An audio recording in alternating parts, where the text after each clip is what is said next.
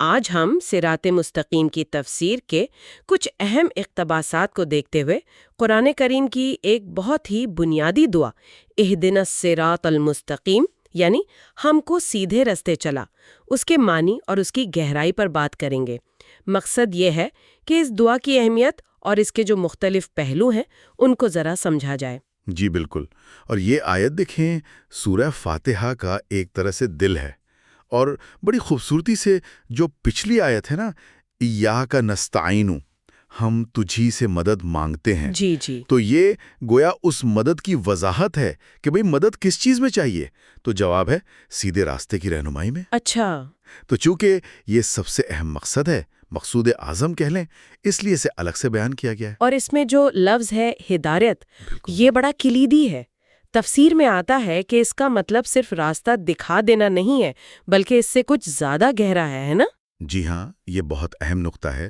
تفسیر یہ واضح کرتی ہے کہ یہاں ہدایت سے مراد صرف راستہ بتانا نہیں، بلکہ ایک خاص قسم کی رہنمائی ہے، یعنی لطف و مہربانی کے ساتھ منزل تک پہنچا دینے والی رہنمائی۔ لطف و مہربانی کے ساتھ؟ جی، اور یہ لفظ ہمیشہ خیر اور بھلائی کے لیے ہی استعمال ہوتا ہے، گویا یہ اللہ کے خاص کرم اور توفیق کی درخواست ہے۔ یہ تو بہت امید افزا بات ہے۔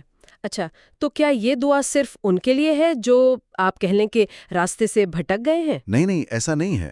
یہ بھی ایک اہم پہلو ہے جو تفسیر میں واضح کیا گیا ہے۔ یہ دعا تو نبی کریم صلی اللہ علیہ وسلم سمیت تمام مسلمانوں کے لیے ہے۔ اچھا، یعنی جو پہلے سے ہدایت پر ہیں ان کے لیے بھی؟ جی بالکل، ان کے لیے بھی ہے۔ یہ دراصل راستے پر ثابت قدمی یعنی استقامت مانگنے کی دعا ہے، اور ہدایت میں مزید اضافے کی طلب ہے۔ ہدایت میں مزید اضافہ؟ جی، کیونکہ اللہ تعالیٰ کے فضل، ان کے کرم، ان کی ہدایات کی، ان کے الطاف کی کوئی انتہا نہیں۔ تو اہل سنت کا موقف بھی یہی ہے کہ ہدایت کے درجات ہیں اور وہ لامحدود ہیں۔ واقعی یہ تو ہدایت کے پورے تصور کو ایک نئی ہی وسعت دے دیتا ہے۔ اچھا، تفسیر میں ایک اور بہت دلچسپ بلکہ کہنا چاہیے باریک لسانی نکتہ بھی ہے، صراط کے لفظ کے تلفظ کے بارے میں۔ جی، یہ بھی ایک دلچسپ بحث ہے۔ بعض قراء ہیں جیسے امام کنول، وہ پورے قرآن میں اس لفظ کو سین کے ساتھ پڑھتے ہیں، الصراط۔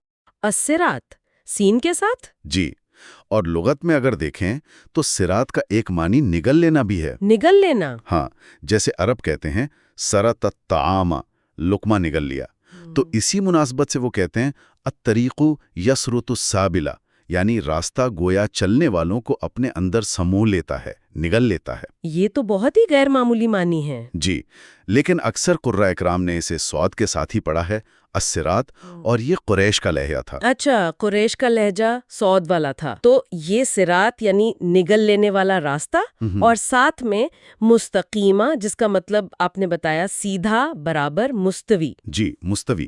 تو ان سب کو اگر ملائیں، ہدایت کا وہ خاص مطلب، اس کی لامحدودیت اور یہ صراط کا لغوی پس منظر، تو پھر مجموعی طور پر اس آیت کا پیغام کیا بنتا ہے؟ دیکھیں، مجموعی طور پر مراد تو طریق حق ہی ہے، یعنی سچائی کا راستہ، یا کہہ لیں دین اسلام۔ حضرت ابن عباس رضی اللہ عنہ سے یہی دونوں معنی منقول ہے، یعنی وہ سیدھا، واضح، جامع راستہ جو اللہ کی رضا تک لے جائے۔ کیا تفسیر میں اس راستے کو مزید واضح کرنے کے لیے کسی خاص شخصیت یا ہستیوں کا حوالہ بھی دیا گیا ہے؟ جی بالکل، دیا گیا ہے۔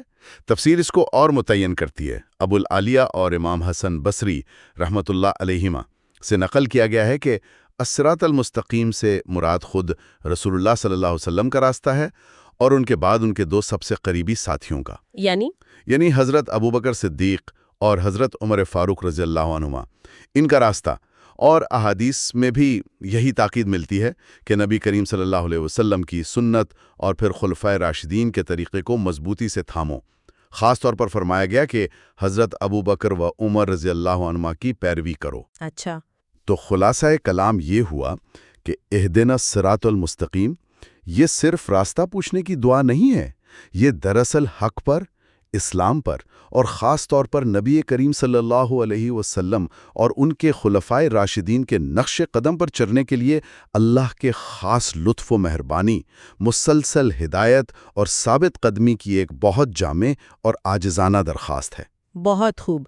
اور آخر میں ایک نقطہ سامعین کے غور و فکر کے لیے چھوڑ جاتے ہیں کہ صراط کا یہ جو لغوی معنی ہے نگل لینے والا راستہ، اور ہدایت کی یہ جو لامحدود نوعیت ہے، جب ہم نماز میں یہ آیت پڑھتے ہیں تو یہ پہلو ہماری سمجھ اور ہماری کیفیت پر کیسے اثر انداز ہو سکتے ہیں، اس پر ضرور سوچیں۔